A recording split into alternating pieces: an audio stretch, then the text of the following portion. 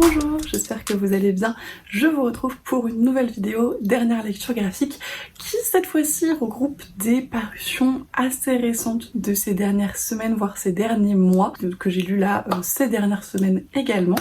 et dont j'avais très envie de vous parler. Alors, il y a un petit peu de bruit là aujourd'hui, j'espère que ça s'entendra pas trop, et je vous propose qu'on commence. Et le premier livre que je vais vous présenter, c'est une suite de sagas que je n'attendais plus, et c'est le tome 10 de Saga, du coup, de Fiona Staples et Brian K. Vaughan. Donc le tome 10 qui est publié chez Urban Indies. Saga, c'est une série de science-fiction qui se passe dans un univers où deux planètes sont en guerre, la planète des cornus et la planète des ailés, et ça fait des siècles, je pense, qu'ils sont en guerre et qu'il y a une animosité très forte entre ces deux puissances. Il y a toute la géopolitique qui en est impactée puisque chacun doit choisir son camp parmi les autres planètes que comporte cet univers.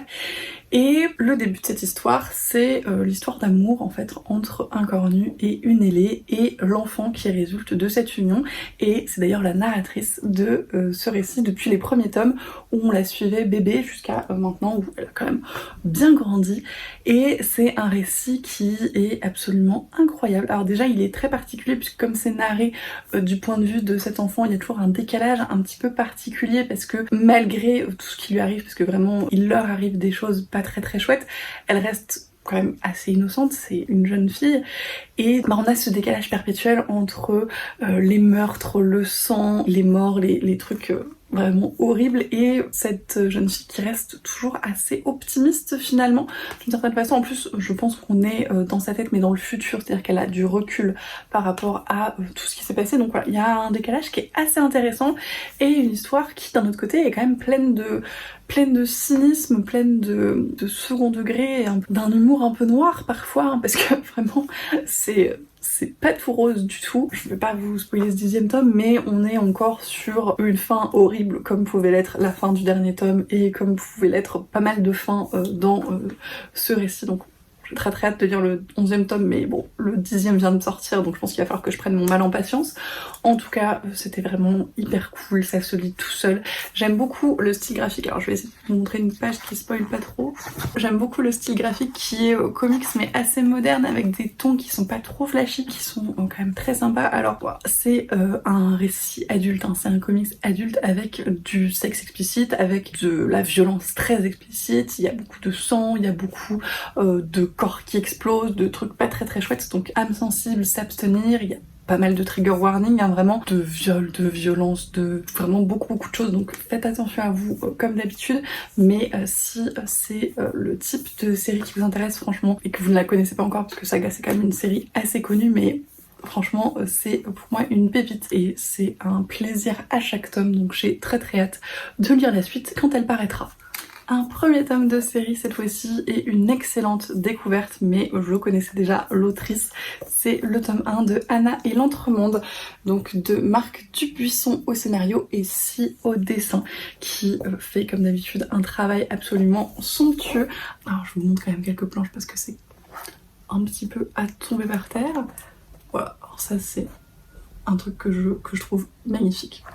J'avais découvert cette BD, je crois, sur la chaîne YouTube de Si, mais je m'étais pas trop penchée dessus initialement, et puis Lucie Alu en a parlé dans un de ses premiers vlogs, je crois, et m'avait donné vraiment très envie. Donc voilà, le temps que ça mûrisse un petit peu, je me la suis procurée, je l'ai lu, et j'ai vraiment beaucoup aimé ma lecture. Encore une fois, d'une part c'est extrêmement beau, c'est un travail traditionnel, donc à l'encre, qui je trouve apporte une profondeur au dessin, une profondeur au récit qui est assez folle, et moi voilà, c'est des textures, c'est des couleurs que j'aime vraiment particulièrement. Et donc pour l'histoire, on est dans un univers un petit peu alternatif où en 1992, quand Christophe Colomb part pour la route des Indes, en tout cas croit-il, eh bien il ne trouve pas la route des Indes mais le bout du monde, et il tombe dans l'entremonde qui est un peu le carrefour entre les mondes, très clairement, où tout va se rencontrer. Donc on rencontre plein d'êtres un petit peu particuliers et donc Anna va se trouver un peu prise dans plein d'intérêts divergents et c'était vraiment une très très bonne introduction à l'univers, à l'aventure, aux enjeux qui vont être développés je pense dans la suite et j'ai beaucoup aimé les personnages, le scénario, il y a pas mal d'humour, il y a vraiment des très très bonnes choses, des très très beaux messages et j'ai très très hâte de lire la suite et de voir un petit peu comment ça va se goupiller, parce que les auteurs vont apporter dans les suites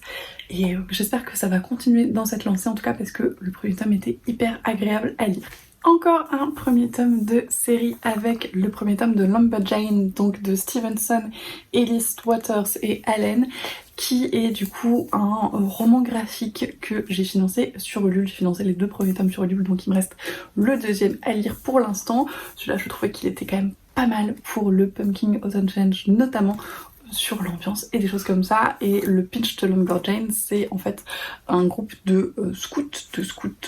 filles qui se retrouvent dans une forêt où il se passe des trucs un petit peu bizarres globalement et elles ont toutes des personnalités un petit peu particulières, elles sont toutes un petit peu étranges aussi et on les suit dans leurs aventures et c'est très très cool. Et moi ce qui m'avait conquise dans le Ulule et ce pourquoi j'ai financé, je vous en ai déjà parlé je crois en achat livresque, mais c'est le fait que les autrices en fait ont essayé de refaire comme les dessins animés du samedi matin qu'on pouvait regarder quand on était plus jeune, donc type Totally Spice, Scooby-Doo, etc. mais en graphique en fait, en bande dessinée. Et pour moi c'est un pari complètement réussi parce que j'avais vraiment pendant ma lecture l'impression de retrouver ce truc un peu à la fois enfantin mais hyper rigolo à suivre, très décalé, avec des retournements de situation un petit peu loufoques mais qui en même temps sont sympas à suivre, des personnages hauts en couleur qui sont attachants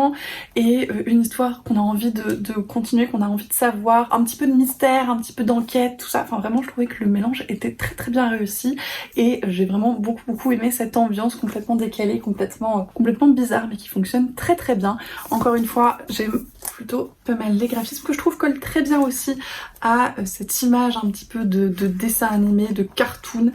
Je trouve que ça marche très très bien et voilà, je vous dis, j'avais vraiment l'impression dans la lecture de regarder un dessin animé et j'ai trouvé ça hyper cool, cette espèce de retour en enfance mais à la fois qui aborde, enfin c'est un dessin animé qui est un petit peu plus travailler en termes de représentation parce qu'on a vraiment pas mal de choses et ce qui était très très drôle également c'est que tous les jurons, tous les oh mon dieu, les choses comme ça sont remplacés par des noms de personnalités féministes ou de femmes en tout cas importantes et qui ont fait des choses hyper cool et donc on a tout un lexique à la fin du bouquin pour nous apprendre un petit peu pourquoi ce juron etc. Et ça j'ai trouvé ça vraiment hyper chouette. Il y a tout cet univers qui est développé voilà autour de du féminisme et des femmes un petit peu badass que j'ai vraiment trouvé très très cool et je me dis que ce genre de bouquin pour des jeunes ados et ben c'est super chouette parce que ça permet de voilà, d'avoir ce côté aventure loufoque et enquête un petit peu what the fuck et mystère un petit peu plupi parfois et en plus d'avoir un éveil un petit peu sur le féminisme, sur la représentation, des choses comme ça et c'est pas trop, c'est pas en prenant les enfants pour des imbéciles non plus et je trouve que ça marche hyper bien. Donc pour moi c'était une très très bonne découverte. Je lirai le 2e tome avec plaisir et je crois que le 3e tome est annoncé pour 2023. Donc écoutez, je pense que je vais continuer cette série tranquillement. Et en parlant de continuer des sagas, bien évidemment, j'ai craqué sur le 3e tome de Lore Olympus, donc de Rachel Smith chez Hugo BD, qui est comme toujours absolument magnifique. L'objet livre est à tomber par terre et l'intérieur aussi. Je suis toujours aussi fan du graphisme, de l'ambiance, de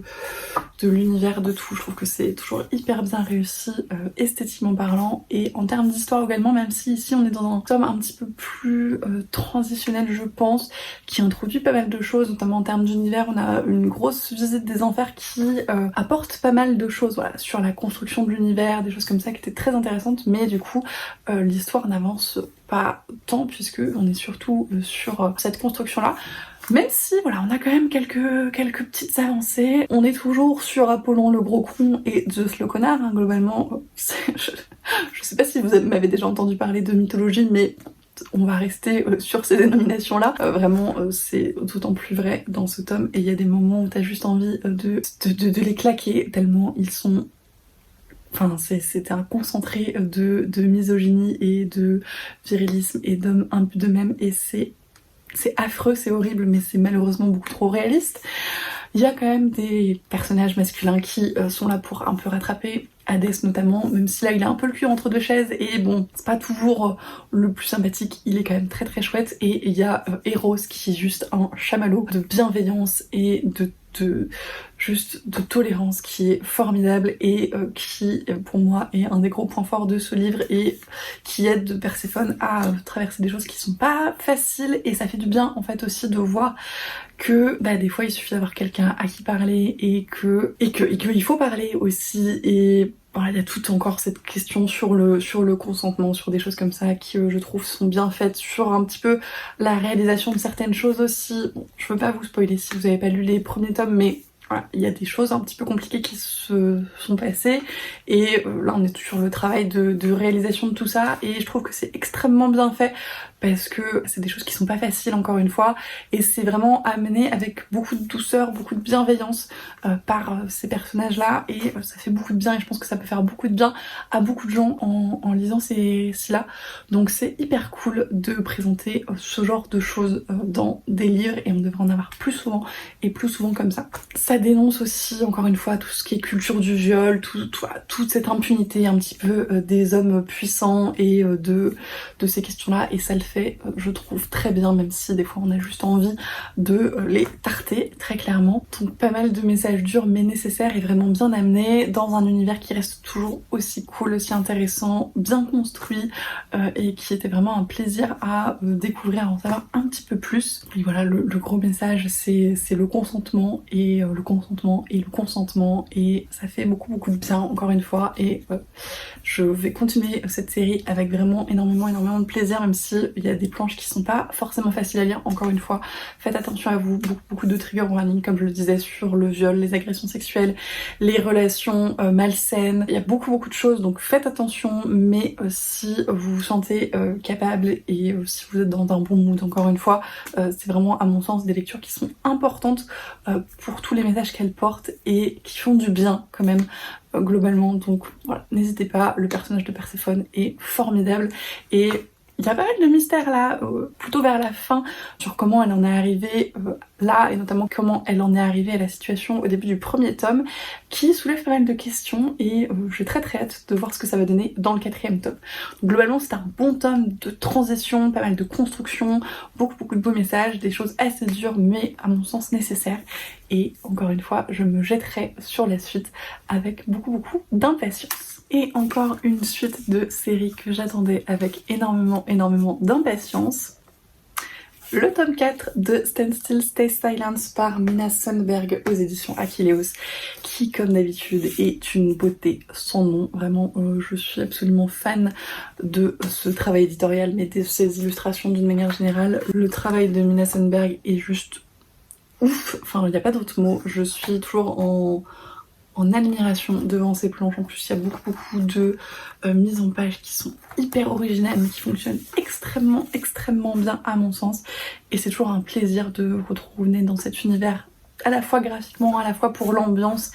et pour tout ce que ça raconte aussi. Donc là on est dans un univers post-apocalyptique où il y a eu une épidémie qui a ravagé le monde entier, et où les seuls îlots encore vivants, c'est les pays scandinaves globalement, mais pas tous, loin s'en faut, et va se lancer une expédition, en fait va se constituer une expédition pour aller dans les zones un petit peu inexplorées de longue date, puisque il y a eu des barrières fermées suite à cette épidémie, etc. pour retrouver en fait la connaissance, retrouver des livres qui ont été perdus au cours de cette espèce d'apocalypse épidémique. Et du coup c'est une espèce d'équipe d'aventuriers qui va se constituer pour aller chercher ces livres, pour aller explorer ces terres qui sont complètement abandonnées, où ils savent pas du tout ce qui reste dedans et ce qui peut s'y passer, etc. Et on arrive dans un territoire qui est, alors d'une part très froid, très glacial, puisque on est dans les pays scandinaves, que globalement il fait pas très chaud, et d'autre part plein de créatures un petit peu étranges et flippantes, d'où le titre Stand Still, Stay Silent, hein, globalement reste immobile, reste silencieux pour pas te faire bouffer. C'est un peu le truc de base. Et donc là c'est le 4e tome, c'est la fin de la première aventure donc de ce groupe d'aventuriers dans ces terres un petit peu inhospitalières, et c'était très chouette. Alors je vais commencer en ayant pas mal oublié le 3e tome, malheureusement je pense qu'il faudra que je me fasse une relecture à la suite de ces 4 volumes pour vraiment avoir l'intégralité de l'aventure d'un seul tenant, mais bon, j'ai rattrapé les wagons assez vite et j'ai passé vraiment un super moment comme d'habitude dans ce récit. C'est encore une fois un petit peu plus lent que ne pouvaient l'être les précédents volumes, il y a des passages voilà, qui sont un petit peu plus contemplatifs, mais du fait de ce qui arrive finalement à la fin du tome 3, et c'était quand même très chouette parce que encore une fois les paysages sont fous, parce que ça aborde aussi pas mal de sujets voilà, sur l'abandon de ces territoires, sur qu'est-ce qui s'est passé en fait pour les personnes qui y étaient, etc. et qu'est-ce qu'il y a derrière ces espèces de monstres un petit peu bizarres. Tout ça c'est très intéressant, très bien fait je trouve, et voilà, c'était encore une fois une super lecture, une très belle conclusion. J'étais un peu triste en refermant ce récit, je sais pas du tout quand est prévue la suite. Normalement il y a une suite, en tout cas c'est marqué à suivre à la fin de ce tome là, donc j'espère vraiment